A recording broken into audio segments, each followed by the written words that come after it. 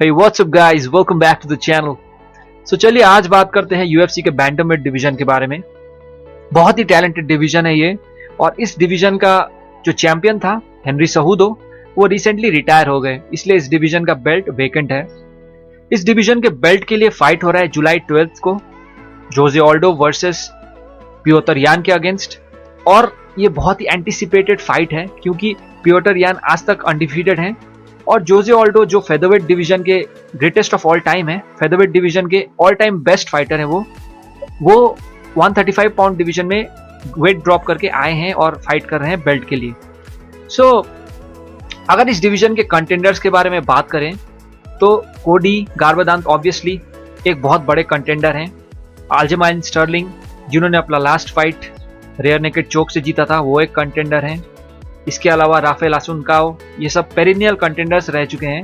और इसके जो अपकमिंग फाइटर हैं शुगर शॉन ओ मैली, ये भी बहुत ही फेमस फाइटर है, लेकिन अभी तक टेस्ट उतने अच्छे तरीके से नहीं हुए। तो इस डिवीजन के हिस्ट्री के बारे में थोड़ा बहुत बात करते हैं।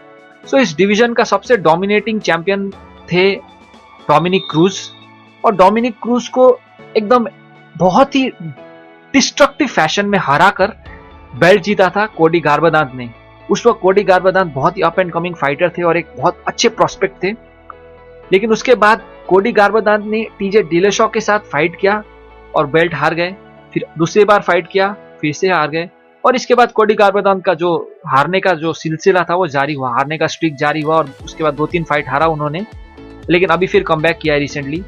टीजे डिलेशॉ उसके बाद बहुत ही अच्छे चैंपियन थे इस डिवीजन के और बहुत अच्छे कंटेंडर्स को हराया उन्होंने।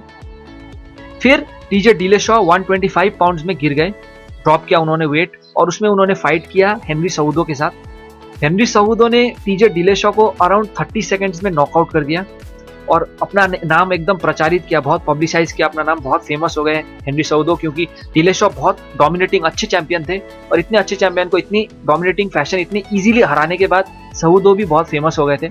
उसके बाद सहूदो 135 पाउंड्स में जंप कर गए, ऊपर आ गए वेट में। 125 पाउंड्स का डिवीजन उन्होंने छोड़ दिया और 135 पाउंड के डिवीजन का बेल्ट उन्होंने जीता मार्लन मोरायस को हराकर। मार्लन मोरायस जो कि अगर आप एनिमे देखते हैं तो साइतामा जैसे दिखते हैं, वन पंच मैन के जो कैरेक्टर हैं साइतामा, उनके जैसे दिखते हैं, बहुत ही स्ट्रॉन्ग, फिजिकली मस्कुलर, पावरफुल हैं, और उनको सहूदो ने अच्छे से हराया। बहुत अच्छा था उनका स्ट्रैटेजिकली हराया। फर्स्ट 2 राउंड तो हार रहे थे सहूदो, लेकिन उसके बाद वो जीत गए, और उसके बाद कभी उन्होंने डिफेंड नहीं किया था अपना बेल्ट। रिसेंटली उन्होंने अपना फर्स्ट टाइटल डिफेंस किया सहूदो ने डोमिनिक क्रूज के अगेंस्ट, और जीत गए। Dominic cruise greatest of all time है यूएफसी के, उनको हराकर सहूदो ने अपना नाम यूएफसी हॉल ऑफ फेम में सीमेंट कर लिया। और इसके बाद सहूदो ने बोला, भाई हो गया, मुझे जो करना था मैंने कर लिया, अब मैं रिटायर हो रहा हूं, मुझे जाने दो। और वो रिटायर हो गए अच्छे से, एकदम प्रॉपर नोट में ऊपर में रिटायर हो गए। और इसके बाद से ये इस डिवीजन का बेल्ट वेकेंट पड़ गया, और इसीलिए अभी जो UFC 251 का इवेंट हो रहा है अबू धाबी में, यास आइलैंड में, जुलाई 12 को, उस इवेंट में फाइट कर रहे हैं जोजे ऑल्डो और पियोटर यान। इस डिवीजन को देखिए, बहुत अच्छा डिवीजन है। अगर आपको यूट्यूब में देखना है तो आप डिलेशॉ वर्सेस गारबदांत का फाइट देख सकते हैं, डोमिनिक क्रूज वर्सेस गारबदांत का फाइट देख सकते हैं, या पियोटर यान का हाईलाइट रील चेक कर लीजिए, हाईलाइट रील यूट्यूब में होगा, हाईलाइट चेक कर लीजिए। बहुत अच्छे फाइटर है, रशियन फाइटर हैं, आज तक अनडिफीटेड हैं। रशिया से बहुत अच्छे फाइटर्स यूएफसी में हैं, लेकिन फेमस बहुत 1-2 फाइटर्स ही हुए हैं, और बहुत कम फाइटर्स को फेम मिलता है, लेकिन मिलना चाहिए क्योंकि टैलेंटेड, बहुत अच्छे टैलेंटेड फाइटर्स हैं, और होपफुली अपना नाम को और पब्लिसाइज कर पाएंगे, फेमस हो पाएंगे। So yeah, thanks for listening to me, peace out.